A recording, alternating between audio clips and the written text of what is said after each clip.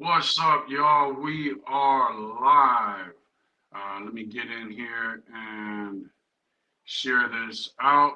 I missed Tuesday because we just had a bad storm and internet went out. So messed me up with work and everything. And then, so I was pushed it to Wednesday. Then my messed up my back. I don't know how I did that. It was the simplest thing. I had lifted water cases at the grocery store, no issues. The dog food at the grocery store, no issues.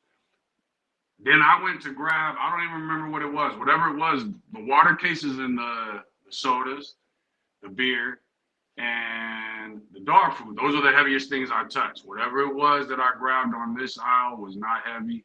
I think it was just that I turned to put it in the cart, but didn't like adjust my feet as I did it. Felt like a funny little pop in my lower back. Not even a pop, just kind of a funny little pain. Didn't think much about it. And then, shoot, like 2, 3 hours later, my back was killing me. So I was like, there's no way I'm going to be able to sit in this live right now. And I don't like taking like pain meds and stuff like that. I'd rather just deal with the pain until it goes away. And, but man, my back was killing me. So my bad. I did miss Tuesday and then Wednesday. So made sure that we brought it back here today, Thursday, but it's still Dog Talk Tuesdays. What's up, Carmen? Thanks for joining in. So we are back. What I wanted to talk about today is allergies. We're seeing a lot of it in various breeds, and even breeds that you never used to have allergy issues with. I'm seeing people going through it with Dobermans. Seeing people go through it. Bullies, we know, play all bulldog breeds for what bull bred dogs, I should say, have a lot of allergy issues for whatever reasons. Um, it's a weird thing where when you breed dogs for performance and things like that, you tend to not have these issues. When we breed dogs that are for pets or just strictly just companions, for chilling around the house with us, all of a sudden you get all these issues. And so we know that when it comes to allergies, some of them are diet, some of them are environmental. But we also know, and this is the thing that a lot of breeders don't like to admit, um, we also know that we see the mutt next door, and it has no issues.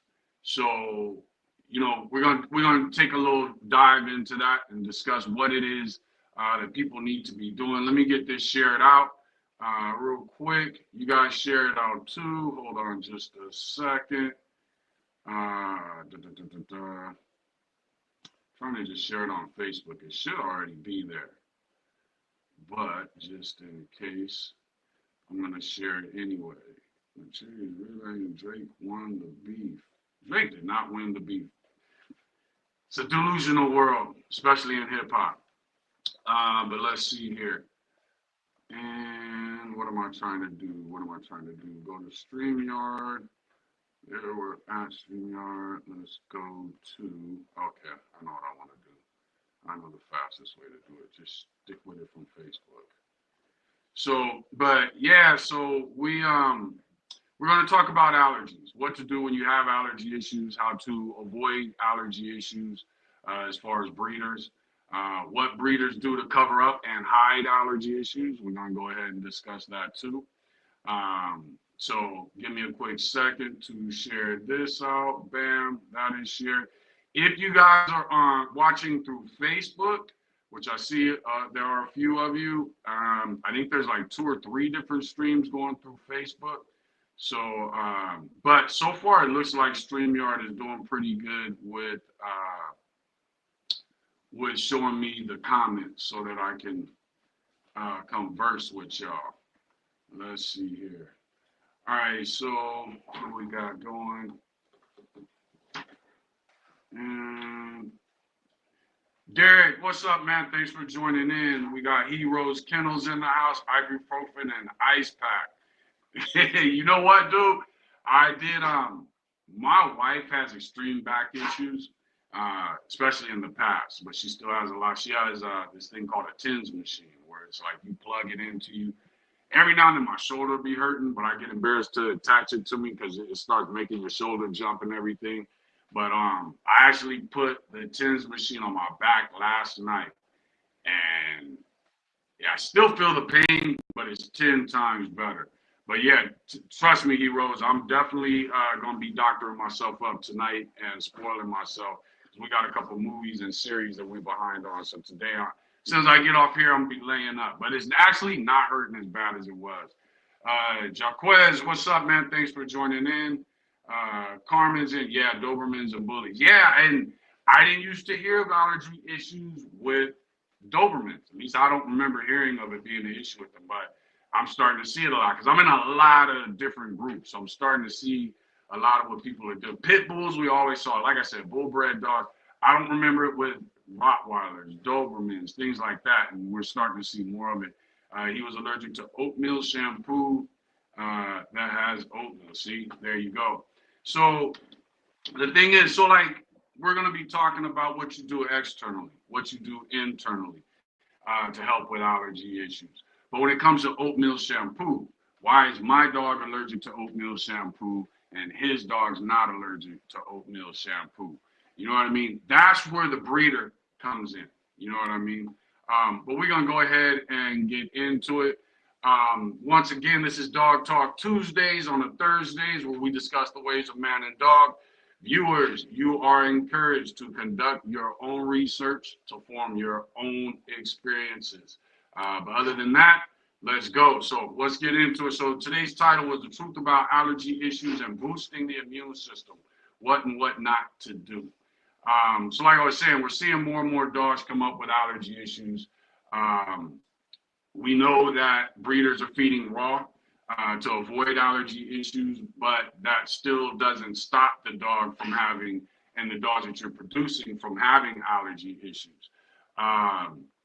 We know that it typically comes from a weaker immune system. A lot of people say that allergy issues have become environmental, things we're doing with the chicken, etc. I don't say that that's not an issue. What I do say is that there's still other dogs that aren't having issues in the same environment.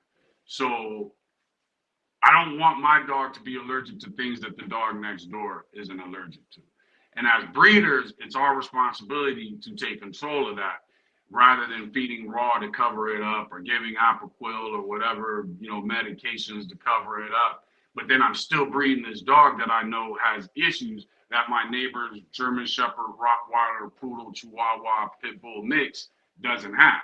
So as breeders, we're supposed to be trying to make we're supposed to not sell a vet bill to you. We're supposed to be selling a dog to you as a breeder.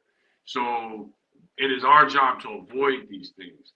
And I've had people, call me and be like, hey, I'm noticing a slight rash. Well, then I'll say, okay, well, what are you doing with your shampoos and your carpet? Where does the dog sleep?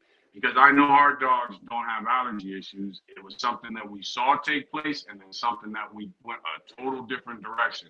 Everybody knows that one of our first step in breeding, we're just kind of phasing out of that first step, was to create the dogs that we knew all had a temperament that we could be proud of, and that was specific. Well, we're getting there, but prior to us getting there, we did have an issue with allergies where we had to say, you know what, we got to put temperament on hold and focus on these allergy issues. And then that took us a couple more breedings and we started knowing. One of the things that we did to test allergies is we took the dogs anywhere and everywhere and we fed them everything from diamond to pedigree to dog chow. I don't think we ever did Old Roy. I want to say we did. I have to call my cousin and ask him, but I don't believe we ever did Old Roy. But we fed the dogs. Now, when we did this experiment, what we would do is when we noticed allergy issues, we would throw the dogs on pedigree and we feed them, but we would still give them raw ground beef along with it to see if the allergy issues came back while they were on pedigree. And then we get to the next generation. Once they hit about a year old, fully developed, anywhere from 6 months to a year old. 6 months, we'll do it for 3 months. Once they hit a year old, we'll do it for 6 months. where we just put you on a cheap dog food from the grocery store, and we want to see how you function. Are you still developing, which they all did? Are there allergy issues coming up? When we noticed we started getting out of that phase, then went back and focused on temperament. Luckily, we got to the point where we started having our offspring, and there were no more allergy issues. We're constantly calling the people that we sold the dog to. Any allergy issues coming up? Nope, they're fine. Okay. And then we also gave people a diet of what to do just in case any allergy issues popped up. But I would say we're about 3 generations away from allergy issues. The dogs that we haven't bred, we know for a fact they don't have allergy issues. So we know that was something that came into our camp for a short period, and then we had to get it out. And more breeders need to start doing that. Now, with us, it wasn't really that big of a deal. It was just a slight change of diet for those dogs that did have allergy issues. The dogs that are here with us, those are the dogs that we put through hell and back to make sure that the people who get dogs from us don't have to worry about those things. And, so when it did pop up, there was only a few pups out of that litter. So we had to start breeding away from that. We stopped using that female. We moved on, and we have no allergy issues. There are other breeders that when you talk to them, they'll tell you they have no allergy issues. But how do they know if they're feeding raw? Raw hides a lot of allergy issues within our dogs. But again, we know it comes down to the immune system. So if your dog has allergy issues, your dog has a weak immune system. If your dog, some people don't like to admit that, so they blame it on the environment. But the dog next door doesn't have any issues. So then we will say, just to make you feel better, we'll go ahead and say your dog has a weaker immune system than the dog next door. Because when it's all said and done, it comes down to the immune system. We know they give pet meds. I don't like medications. I prefer everything to be natural, even pain meds. If I'm in pain, I'd rather just deal with the pain than take the meds. But we know Apoquil is real popular. Apoquil, I actually think is a pretty good medication for allergies. There's not a lot in it, but it's still pretty potent. But it's not as bad. One that is getting popular, I'm noticing a lot, is, and I may not be pronouncing it right, but prednisone. Prednisone has gotten extremely popular, which makes no sense because though it is effective for your allergy issue that you're looking at that's right in front of you, we know it's an immune suppressant. So therefore, it's weakening the immune system. We know that dogs have been getting incontinence from it, where they're extremely thirsty and they're just peeing, like they can't stop the pee. They're just walking and all of a sudden pee starts coming out. We know it's bringing on liver diseases. And some have said that it actually is causing behavioral issues in dogs, making them slightly more aggressive. Now, I don't know how that would work or how that happens. I'm just reporting to you guys what I've heard about it. So we need to be careful. We also need to figure out what to do rather than these medications. Let me get back in the comments for a sec real quick. Let's see here.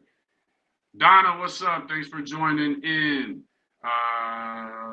Who else do we got? We got, what are some signs to look for to determine they're allergic to their food? You will start noticing things like redness around the paws, little patches missing in the fur. And it'll be small patches, just little bitty small patches.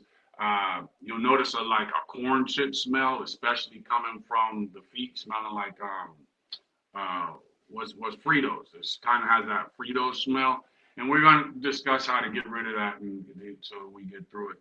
Carmen said that was the bully for oatmeal. Okay, that was the bully. Okay, and let's see, breed better bullies. There you go. That's what it all boils down to. So let's get into it. So we know breeding and genetics and environment contribute to the allergies. Genetics and breeding is kind of lumped into the same.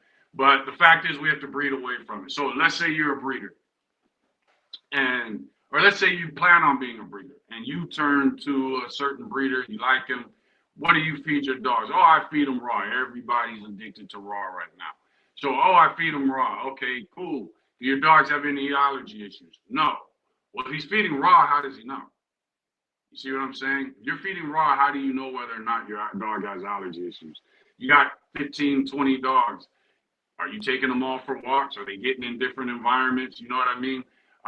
But raw hides a lot of allergy issues. So the best thing to do is ask that breeder, well, why is it that, oh, shoot, my battery's about to die. Why is it that you're feeding raw? Hold on just a sec, y'all.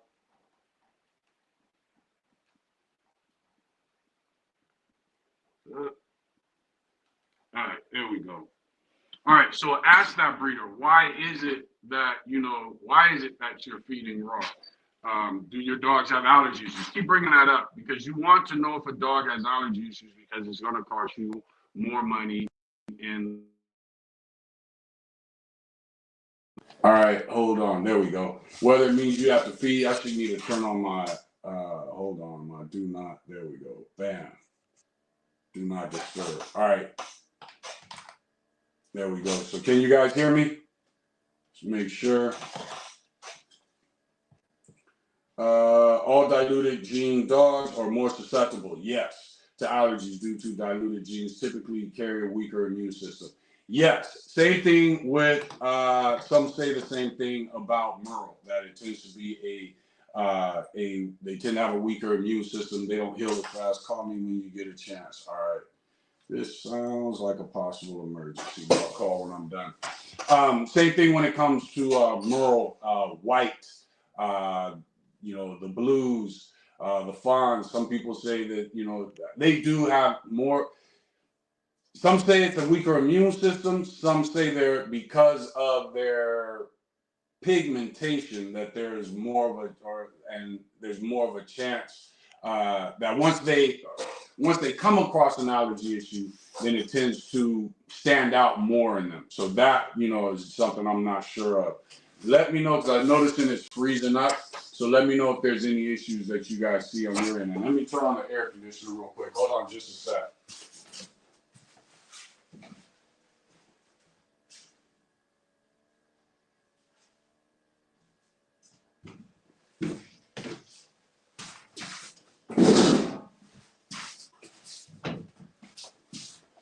Move, dude. Why you gotta lay under the desk? You're too big for that. All right, there we go. So it is an issue. A lot of blues really had allergy issues back in the day.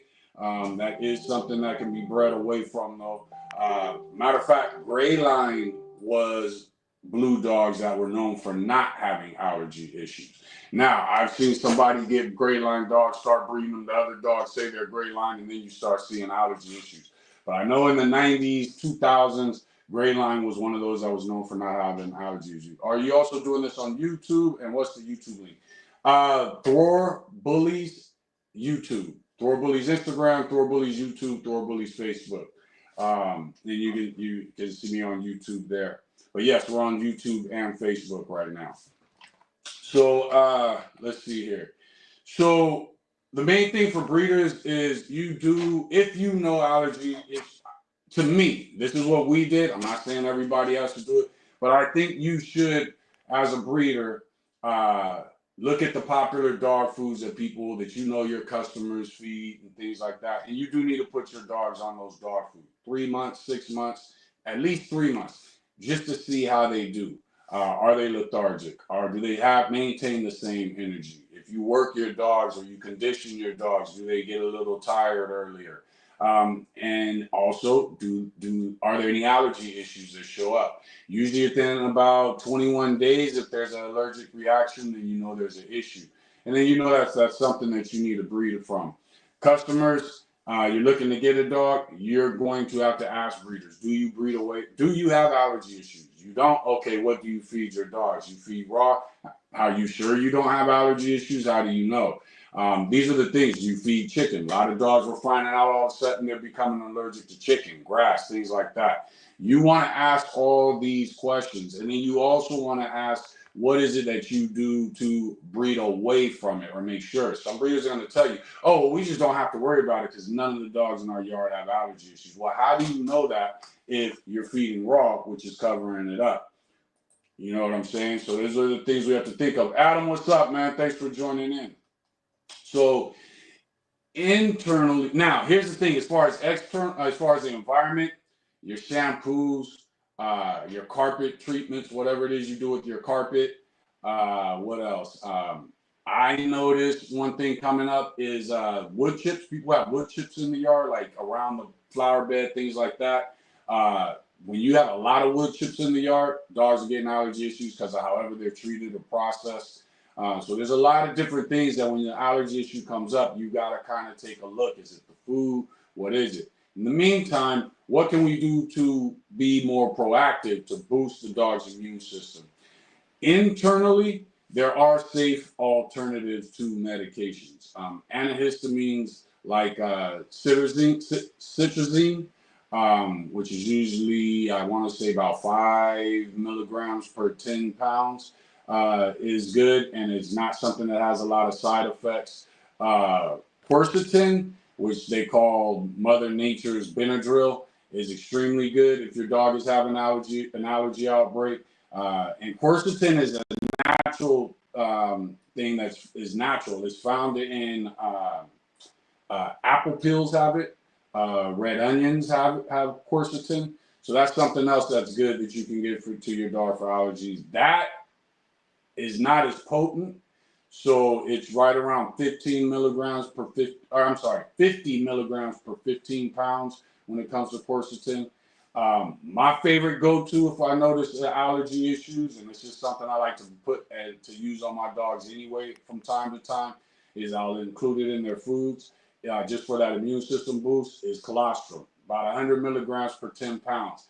Colostrum you can buy in powder, you can buy in liquid, you can buy colostrum pills. Colostrum is what the mother produces about 12 to 24 hours before it turns into milk, okay?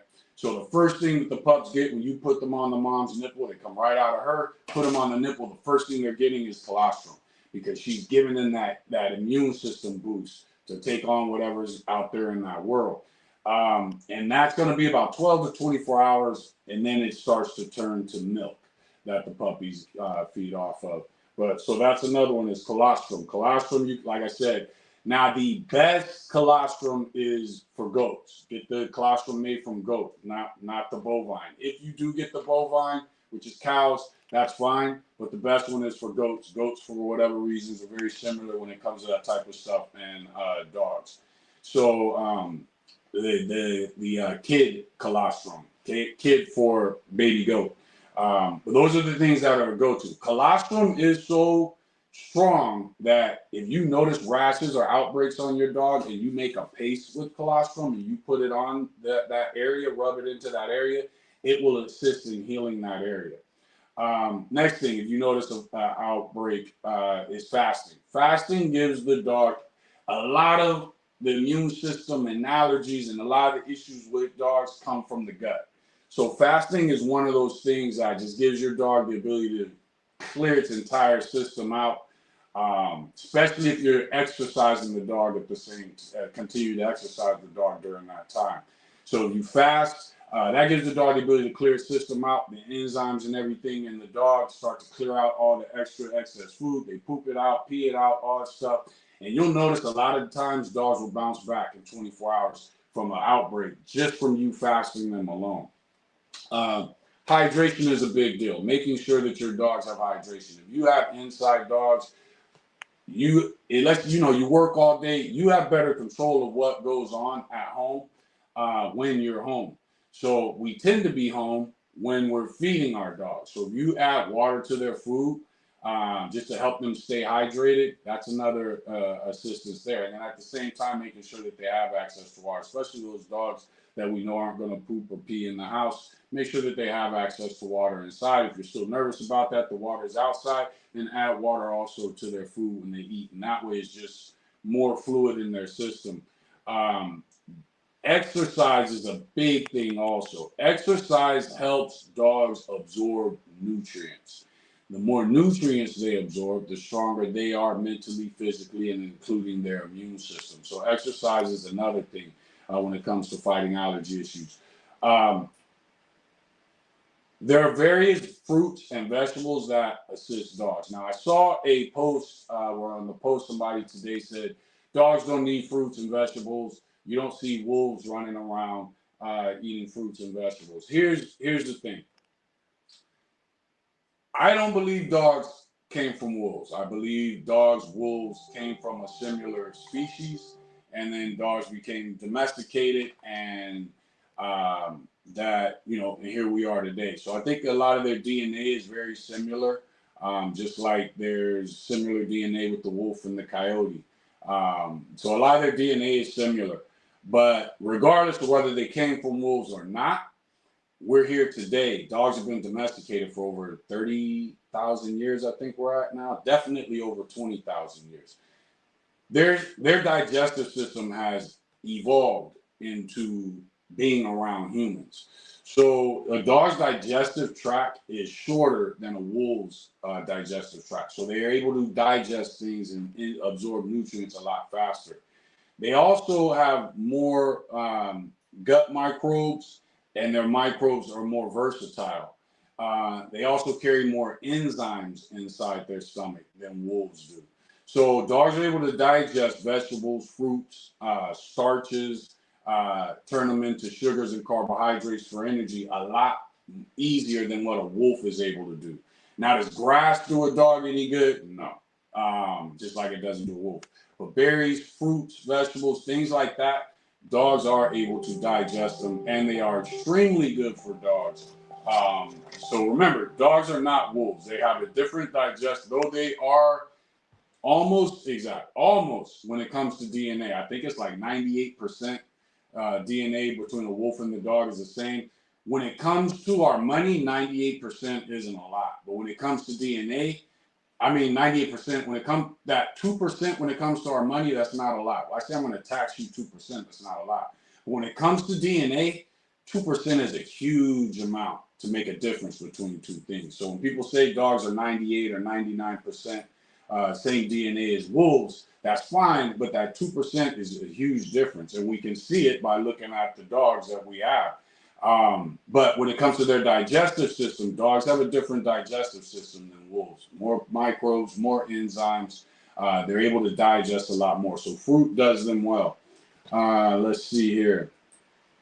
T said, and if they're not cured well enough, cooked well enough, the oils in pine can really be down. Yes, pine. There's a lot of different things out there. And then you'll come across dogs that aren't allergic to these things.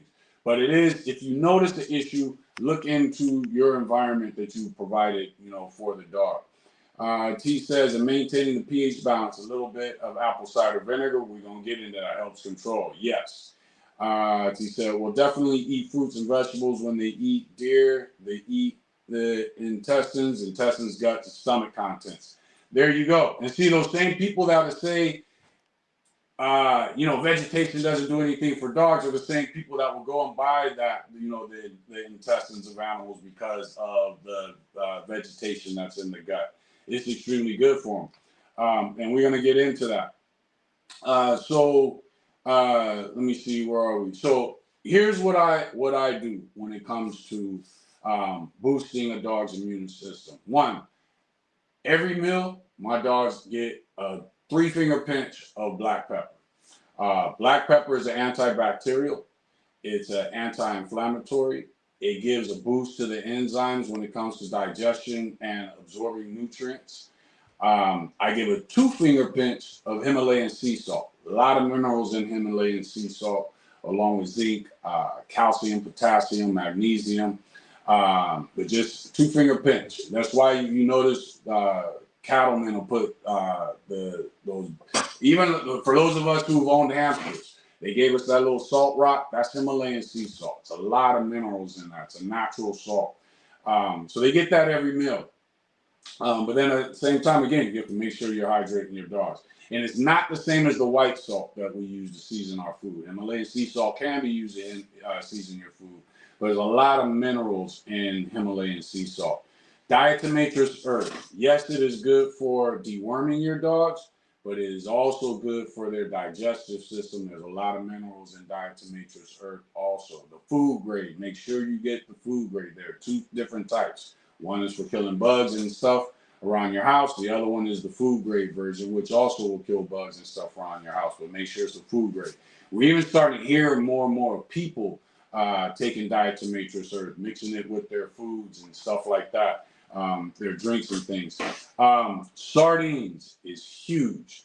Sardines are have way more pack for punch than salmon does. Okay, salmon eats a lot of fish. Sardines, so you tend to get an increase in mercury.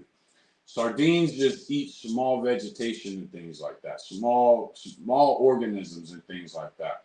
But for whatever reasons, they boost the immune system extremely. Okay, so sardines is another one. I give each of our dogs gets the big boys, they get 3 sardines each per day. The dogs that are around 100 pounds or lower, they get probably about 2 per day.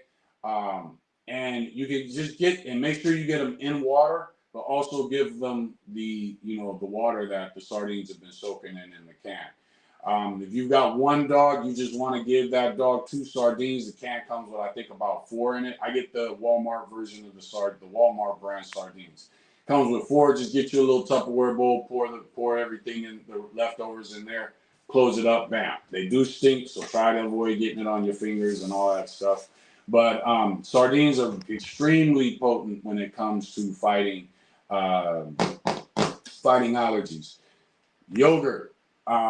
You want to get plain yogurt. You don't want to get non-fat yogurt. Get fat. Fat does not operate in dogs the same way it operates in us. Dogs use fat very productively. So get the regular plain yogurt. Okay, no fruits and berries in it. No, don't get the non-fat. Get the regular plain yogurt. Sauerkraut is another thing that helps dogs boost their immune system. Vegetables and fruits, garlic. Now, I know online it's going to tell you garlic is toxic for dogs. Don't give dogs garlic. When they did that experiment that they came up with that reasoning, they were using garlic extract. Okay. And that extract turned out to be like 20, 30 times stronger than a regular clove of garlic. Okay. So for a large dog, I'll give them 1 clove of garlic. Okay. Smaller dogs, I'll give them, let's say like my Jack Russell, I will give her half a clove. Medium dogs at 70 to 100, 110, 120 pounds, you can just give them half a clove, or you can just give them 1 clove. But I don't do anybody more than 1 clove of garlic. You're giving it to them on a daily basis, so they're fine. What you want to do though with the garlic is you can mince it, or you can put it through a masher. Let it sit for about 5 to 10 minutes. So when I feed the dogs, the first thing I do is the garlic. Okay, slice it up, bam, bam, bam.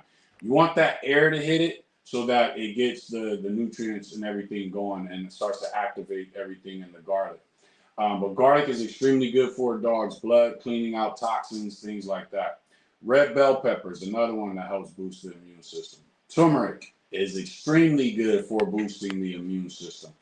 Even going back to the black pepper, when you go to like India and they make this like a turmeric paste, they mix black pepper in because it gets the enzymes going to help get the turmeric going once it's in your system. And you can use powder, turmeric powder. It's not a problem. Apples, also good. Plus, they help clean the teeth of the dog. Dogs are better off with green apples than red apples, but you can use either one. The green apples also tend to be a little crunchier and help clean the teeth better, freshen the breath, everything. But apples are also good. Spinach is good. Bananas is good. Sweet potato is good. Just make sure you boil it, mash it up. That's good to add to their food. It's also got protein. blueberries, strawberries. I said spinach. What else? Carrots. Carrots are also good. Do your carrots though in little chunks, about the size of your pinky nail. That's about how big you want the chunks. Carrots, they say, also help get rid of parasites due to their rough, and as they go through the system, they knock them loose. Especially if you already got your dog on like diatomaceous or things like that that are weakening the parasites. The carrots help. The carrot chunks that don't get digested help knock them loose. Apple cider vinegar. Adding apple cider vinegar in your dog system not only does it help keep their urinary tract healthy, it also helps anything where there's fermentation involved. The sauerkraut, apple cider vinegar, anything like that is going to help with your dog's immune system. Externally, you got an allergy issue. What do? One, again, exercise when it comes to external. I do, if you notice your dog gets that Frito smell that we were talking about, like corn chips, you can do half apple cider vinegar and a solution of half apple cider vinegar, half water. If the dog's been scratching, then I would add peroxide to that to help with the healing and the fighting the germs of it. But other than that, half apple cider vinegar, half water. For those who have a tub, that's great. I prefer doing a bucket so I don't have to use as much apple cider vinegar. And you get that solution, and you just want to take it a cup at a time and pour it over your dog. You want to get it real into their feet, between the toes, real good, up between where the arm and where the leg and the rib cage meet. Get up in that armpit, all up in your dog. Get it in there real good. And then let the dog be soaked, and just let them run around for a good 7 to 10 minutes, no more than 10, no less than 7. Then rinse the dog off. Don't use any shampoos after that. Give it about a day or two before you use any shampoos or anything, but just rinse the dog off. It will knock out yeast infections and allergy issues quickly. Okay, so now remember, apple cider vinegar and water, half and half. You only need peroxide if it's an allergy issue you had and the dog's been scratching, or you notice breaks in the skin or cuts or anything like that. New stock is great, and it's NUSTOC. Matter of fact, I got one here. New stock is great because it not only does it help heal, new stock also helps with the healing. But it also helps grow the fur back faster. So new stock is a great product. Here's the thing though. Your dog's got allergy issues, you give them the apple cider vinegar wash, let it soak, bam. Let them air dry. They dry off. Once they're fully dry, that's when you apply the new stock. Now, new stock is only to be applied every 3 days. It's extremely strong. Make sure you wear like your hospital gloves when you do it, because that smell gets on your fingers. It's strong. You also don't want the dog immediately coming inside, brushing up against your couch or anything like that. The smell of new stock is extremely strong. You're only using it every 3 days.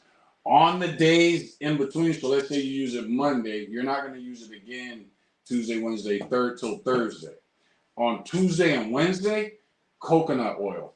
Warm it in your hand real good, and then rub it up into the affected areas. You don't have to put it all over the dog. Some people do use coconut oil all over their dog. It does help repel fleas and ticks. It also helps repel dirt. So some people do. Just remember, if you're bringing the dog back inside, you don't want oil or grease spots. So let them be outside for a while. But a lot of times you'll notice your dog, if you've been rubbing coconut oil through your dog's fur, they run outside, they get dirty. You can just take a dry towel, wipe them off, and it just comes right off. But coconut oil is very good for their helping to heal allergy spots. Coconut oil in their food is also good. It's a natural anesthetic. So coconut oil is one. Your main thing that you're focusing on, though, is omega-3 fatty acids, pre and probiotics, and the things that we named have those, antioxidants, and then vitamin A, C, and B carotene. B carotene tends to be in your green leafy vegetables and your orange vegetables like carrots, sweet potato, things like that. If you focus on that, your dog is going to maintain a strong immune system, along with fasting once a week. Lots of exercise, decent amount of exercise, lots of water. The other thing, I also focus on this with my pregnant females. I become over focused on it because she's passing that on to her offspring. And then when she finally gives birth to the offspring, I keep them on that so that way her immune system's healthy. They're getting milk from her. Everything's on course. And then finally they hit 5 weeks old. They're what? 4 weeks old, 5 weeks old. They're off the nipple. They're now eating food. I still mix it in with their food. Not as much with the puppies though, but just a little bit. I'll go ahead and mix some green in there, but I'll mash everything up real good for them. Mix it in with their food. And then they're on to their kibble, and then they're off to their new homes with a strong immune system to help them deal with whatever environment they're about to come across. So I've given them what they need inside and also outside, but then as a breeder, we should also be giving them what they need genetically, which is breeding away from allergy issues. Let's see, where are we? And that's pretty much on that. Sardines is packed in water, not in oil. Yes, packed in water. Sardines in water, not oil. Some of the oils they put them in, like soybean oil, and people say, oh, well, that's not harmful to dogs. Okay, that's fine. But you want sardines packed in water. Oil, so let's say oil's thicker than water. So if a sardine has any nutrients in it, that oil is just sitting there. Water, on the other hand, starts to absorb kind of its surroundings, which are the sardines.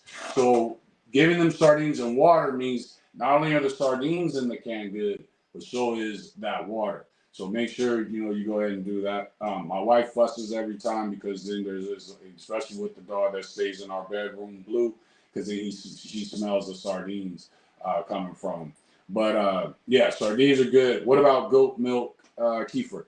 That is also good. Any of those type of, and what's up, Albert? Any of those type of milks that come, not necessarily, bovine's not as good, but still good.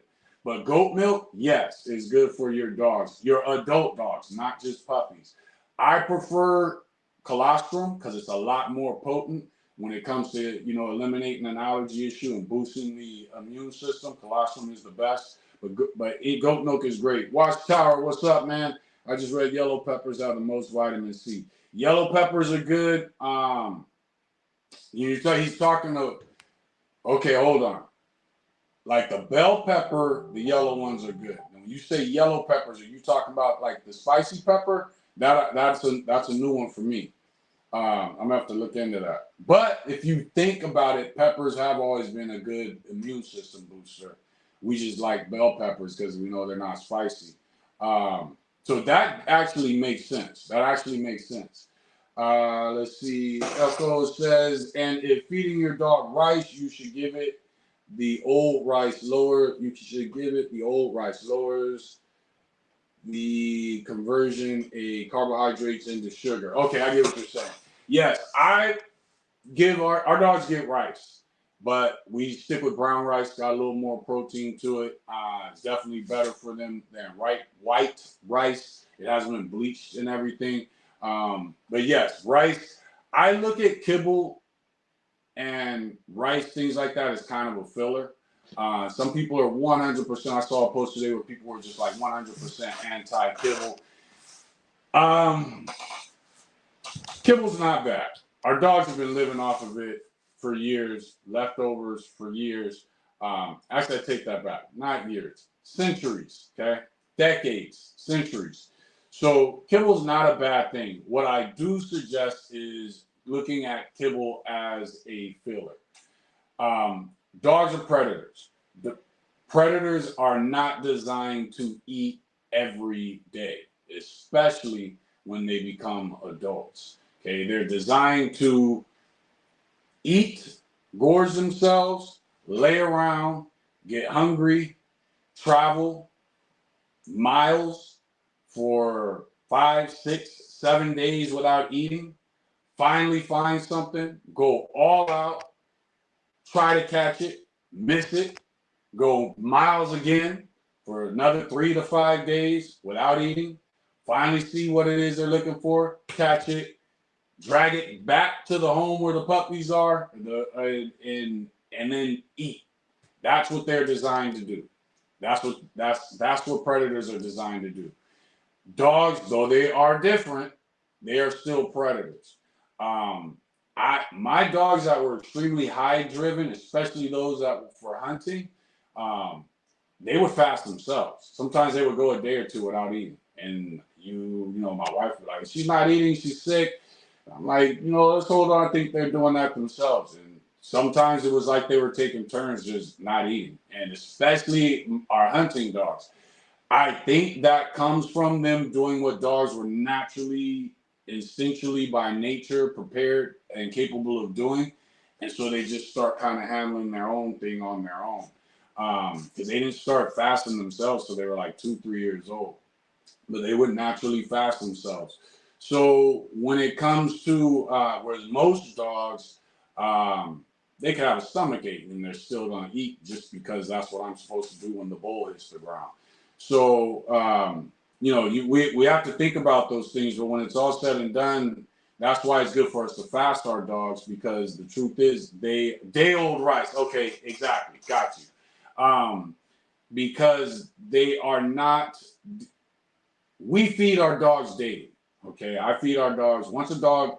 Here's my feeding regimen for my dogs. At I think it's 8 weeks old, up to 8 weeks old, they're eating 4 times a day. At 8 weeks old, they're eating 3 times a day. Up until once they hit 6 months old, I feed them twice a day. Once they hit a year old, I feed them once a day. They fast from birth. But when I say fast, what I mean is they miss a meal. So if the puppy's eating 4 times a day, then I will on one day a week on Sunday, I'll skip one meal. So they'll eat morning, they'll eat afternoon, they'll eat early evening, and then that day they won't eat that evening, just to give them time to get everything out their system. So if the dog's eating twice a day, so because they're 6 months old, then on Sundays they'll only eat once. And then once they hit a year old, on Sundays they don't eat for 24 hours. They don't eat anything. Sometimes I will do bone broth. We'll take bones from leftover food, boil them on a slow boil, and save that for Sunday, and they'll get that. But for the most part, they don't get anything. I'm just letting their system clean itself out. But liquids are 100% perfectly fine. Let's see here. Albert said, "How much peroxide do you add?" So I add about. So I do half and half. Half peroxide. I mean half apple cider vinegar, half water in a bucket. I will then take about a bottle, the large. I don't have any in here. But I'll take about a bottle, the large bottle of peroxide, and I'll just pour that in the bucket. So typically what people would say is a third of peroxide, a third of apple cider vinegar, a third water. I tend to focus a little more on the apple cider vinegar and less on the water and the peroxide. But if you take just a regular bottle of peroxide, pour that in the bucket, do half vinegar, half water, and the apple cider vinegar, half water, enough that you can soak your dog, and then add peroxide to it. Bam, you're good. Um, let's see. Aldwin, what's up, man? Thanks for joining in. Aldwin Joel is the owner of one of my favorite dogs, um, Grand Champion Shots Fired. He is one of those dogs that, to me, everybody knows it's no secret. Thor likes a more functional American bully that's alert, aware. If you come acting funny with me, it's going to growl at you. You do something stupid, it's going to bite you and bite the hell out of you. I'm not going to give it a command. As I used to have a saying when I was old, you see these dogs, I keep them untamed. And I can't call them off because they don't know their names. I don't want that from my American bullies. But I want a dog that's alert. I want a dog that's functional.